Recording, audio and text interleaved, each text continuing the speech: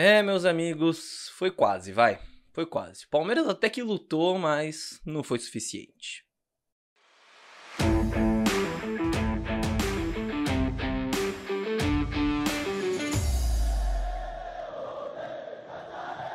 Salve, salve você que acompanha o Análise Verdão aqui no YouTube. Meu nome é Leonardo Suzuki, sejam muito bem-vindos a mais uma análise pós-jogo. Vamos analisar essa vitória por 1 a 0 junto com a eliminação do Palmeiras na Copa do Brasil, que só deixa muito claro uma coisa: a eliminação ela não foi decretada nesse jogo de volta, ela foi decretada no jogo de ida, no primeiro jogo. O segundo jogo agora foi um jogo digno, que o Palmeiras conseguiu se impor em alguns momentos contra o Flamengo, conseguiu criar chances, ficou por pouco ali de igualar a vantagem que o Flamengo construiu, mas o 2 a 0 e aquele desempenho, aquela atuação no jogo de ida, acabou que ficaram muito pesados pro Palmeiras reverter nesse jogo. Então, de fato, fica essa sensação de que o Palmeiras foi eliminado lá no Maracanã depois daquela péssima atuação, mas mesmo assim tem muita coisa pra gente analisar sobre esse jogo de volta. Então vem comigo e inscreva-se no canal se você ainda não está inscrito, porque aqui tem análise tática quase todo dia e a temporada segue.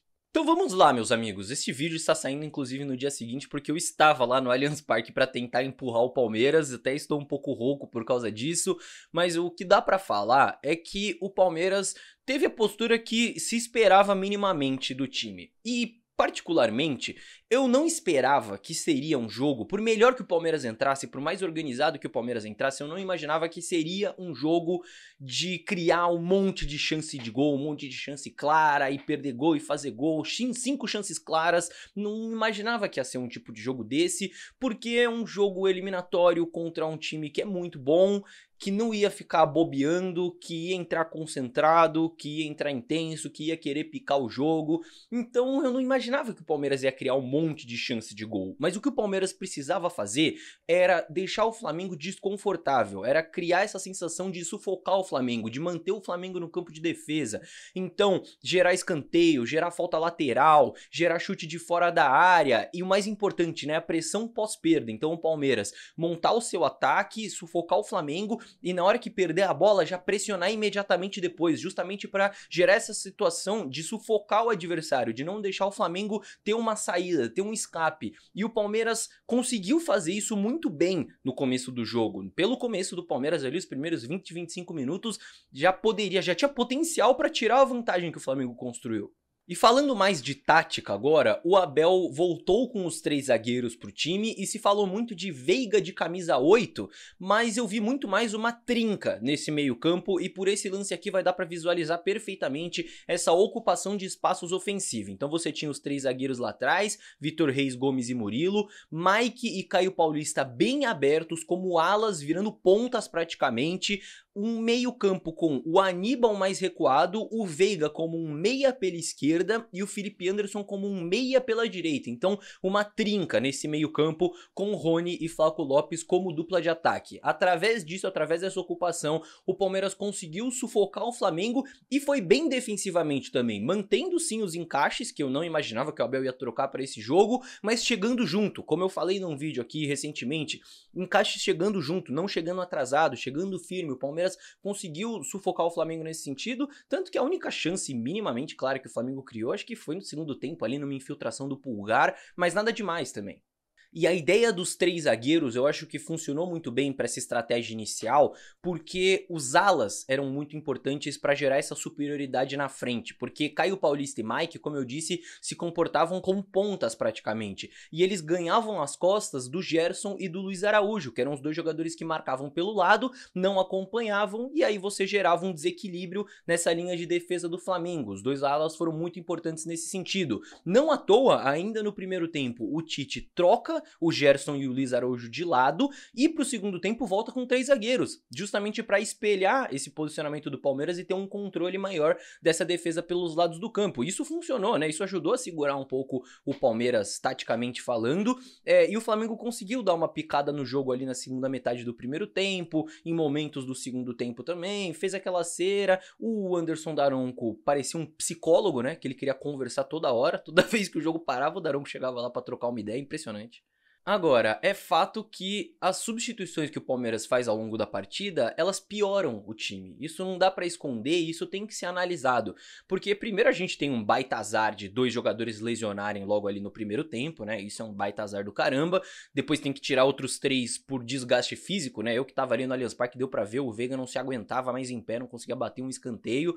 Então, realmente são trocas que o time acabou tendo que fazer, mas não funcionou os jogadores que entraram. Quando você coloca o Marcos Rocha no lugar do Mike, o Palmeiras perde muito essa verticalidade. Como eu falei, os alas eram muito importantes para chegar na frente, para virar pontas. O Mike, ele tem muito essa verticalidade, é um jogador que consegue fazer muito bem isso. O Rocha tem outra característica. Então, nem falando de qualidade individual, mas falando de característica, o Rocha ele não entrega o mesmo que o Mike, e o Palmeiras perde nesse sentido. Até acho que falando exclusivamente de característica, o Giai faria mais sentido de entrar nesse momento. Só que, né, ele acabou de chegar, já vem sendo criticado, acho que o Abel preferiu dar uma segurada. E você tem também o menino entrando no lugar do Felipe Anderson, e aí eu nem preciso falar a qualidade que o Palmeiras perde com essa troca, né? O Felipe Anderson é aquele jogador que poderia tirar um lance diferente a qualquer momento, né? E realmente é uma troca que diminui a qualidade técnica da equipe, diminui esse poder de decisão do time. Agora, eu também não vou vir aqui de engenheiro de obra pronta e falar que seria muito melhor o Abel ter colocado um outro jogador no lugar do Felipe Anderson que o Gabriel Menino. Porque como era essa trinca no meio campo, o Veiga e o Felipe Anderson, que eram o meia pela esquerda e o meia pela direita, eles se alternavam em descer para oferecer um passe na saída de bola, para oferecer uma opção de saída, e enquanto o outro ocupava a entrelinha do adversário. Então se o Palmeiras saía jogando pela direita, o Felipe Anderson recuava para ajudar o time a sair jogando, o Veiga ocupava a entrelinha do Flamengo. Quando a bola vinha para a esquerda, o Veiga recuava para ajudar o time a sair jogando, o Felipe Anderson avançava. Então o Abel precisava de um jogador que tivesse a capacidade de fazer as duas coisas, receber na frente, nas costas dos volantes, e de ajudar o time a sair jogando de trás. Eu vi muita gente falando, pô, devia ter colocado o Lázaro ou o Dudu. O Lázaro não tem essa característica, ele não tem essa capacidade de fazer as duas coisas, de receber nas costas dos volantes e de vir atrás pra ajudar o time a construir. Ele não é esse cara. E o Dudu, no melhor momento dele pelo Palmeiras, ele seria também, poderia fazer bem essa função, só que, gente, os 45 minutos do Dudu no último jogo contra o Internacional foram os piores minutos do Dudu com a camisa do Palmeiras em muito tempo. Ele não acertou nada, era um jogador a menos em campo. Então também não vou falar que o Abel devia ter colocado o Dudu pra jogar 70 minutos num jogo como esse, depois da atuação que ele teve na última partida. Os dois jogadores que fariam mais sentido entrar, se não o Gabriel Menino, são o Rômulo e o Richard Rios. O Rômulo não entra faz 2 meses, então eu não vou cobrar também de colocar ele num jogo como esse. Se era pra usar ele num jogo como esse, tinha que ter colocado antes pra ele voltar a ganhar ritmo de jogo. E o Rios era outra opção. O Abel acabou optando pelo menino, talvez justamente pelo Rios não ter essa característica de passe, de ajudar o time a sair jogando e tudo mais. Claro que não é a opção ideal, né? Ninguém gostaria de que tirasse o Felipe Anderson e colocasse o Gabriel Menino, mas eu também não vou ser engenheiro de obra pronta e falar que não, era muito mais fácil ter escolhido do jogador, porque não era. Sabe quem seria ideal para essa função, que poderia entrar e executar bem? O Maurício. Uma pena que ele não estava disponível. Agora, independente de tudo isso, é fato que o time piora com as trocas. O time piora, certo? As trocas não ajudam o Palmeiras dentro de campo. Depois você tem o Lázaro entrando no Rafael Veiga, né? Então o Abel coloca mais um atacante já mais pro fim do jogo para tentar gerar mais uma pressão. O Vanderlan no Caio Paulista é uma troca que também piora o time, porque o Caio Paulista tava bem, o Vanderlan não entra bem. E o Rios no Aníbal, também é uma troca que não melhora o Palmeiras. O Aníbal também cansado, também foi bem, o Rios também não consegue arrumar grande coisa ali. Então é fato que as trocas pioram o time ao longo da partida. Agora, pra mim, tem 2 momentos chave ao longo do jogo que tiraram o ritmo do Palmeiras, tiraram o ímpeto do Palmeiras pra tentar buscar essa virada. O primeiro deles, no primeiro tempo, é justamente essa troca dupla. É justamente no meio do primeiro tempo, quando o Palmeiras estava na sua melhor fase ao longo do jogo, você tem que tirar 2 jogadores muito importantes e muito bons no Felipe Anderson e no Mike. Então o Palmeiras não só perde qualidade, não só troca características dos jogadores, como coloca 2 jogadores frios no jogo, num jogo que era muito pegado, num jogo que era importante você tá com a concentração lá em cima, tá com a intensidade lá em cima, o Palmeiras tem que colocar 2 jogadores frios. Isso ajuda a diminuir o ímpeto do Palmeiras no primeiro tempo. A segunda metade já não é tão forte como a primeira metade. E no segundo tempo, o outro momento que na minha visão quebra o ímpeto do Palmeiras é aquele combo de anulação do gol mais VAR para expulsão do Abel.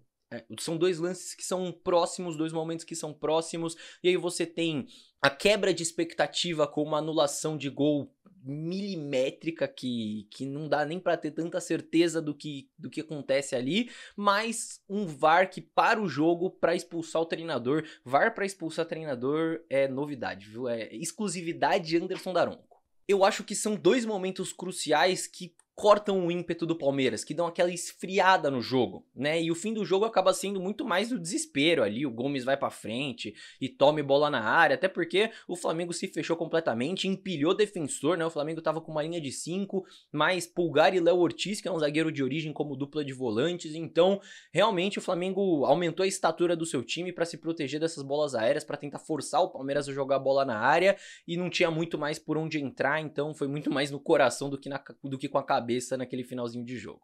Mesmo assim, eu preciso fazer alguns destaques individuais, tá? O Aníbal Moreno, na minha visão, fez uma baita partida, foi muito bem, e ele é muito importante quando o Palmeiras precisa construir jogo. Realmente no primeiro tempo ele fez a diferença. O Caio Paulista foi bem, e hoje, gente, não dá pra não dizer que o Caio, ele se torna o titular do time com a lesão do Piquerez, porque o Vanderlan não entrou bem no lugar dele, e já não é a primeira boa partida que o Caio Paulista faz pelo Palmeiras. No próprio desastre que foi quarta-feira passada, o Caio Paulista foi um dos únicos que salvou no Maracanã, então na minha visão ele também fez um bom jogo.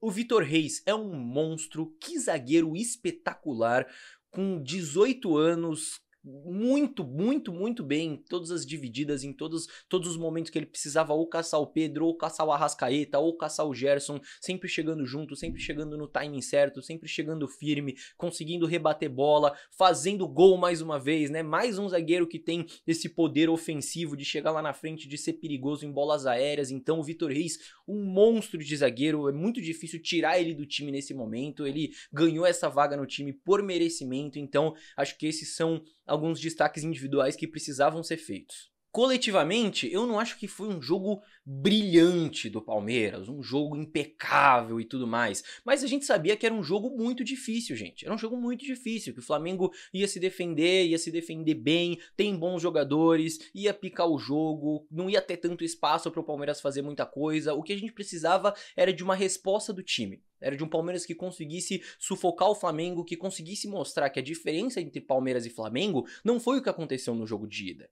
Que essa diferença não é tão grande quanto foi no Maracanã. E essa resposta do time, ela veio. Foi por pouco, teve gol impedido milimetricamente, teve bola na trave, por pouco o Palmeiras não consegue igualar a vantagem que o Flamengo criou e fica, mais uma vez, a sensação de que o Palmeiras foi eliminado pelo primeiro jogo que fez no Maracanã, e merecidamente, tá? Porque eu comentei aqui, fiz umas brincadeiras com o Daronco, mas o Palmeiras não deixou de se classificar por causa de arbitragem, tá? Não vamos cair nessa também, o Palmeiras foi desclassificado porque fez um péssimo jogo de ida. O importante é o time voltar a ter ânimo depois de tudo isso. Ânimo.